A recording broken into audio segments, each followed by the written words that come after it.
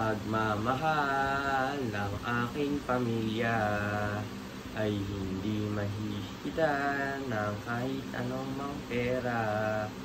Kaming dalawa lamang ang kayamanan ng aming mga magulang.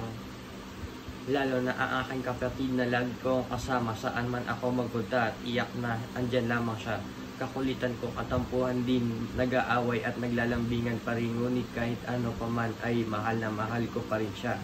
Ako at si ate magkasangga sa lahat ng bagay.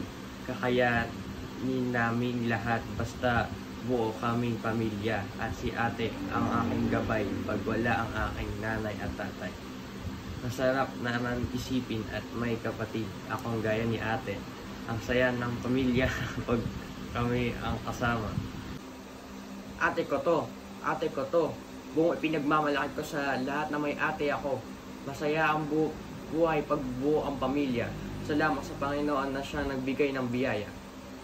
Ate ko to. Siya lang sa kalam na.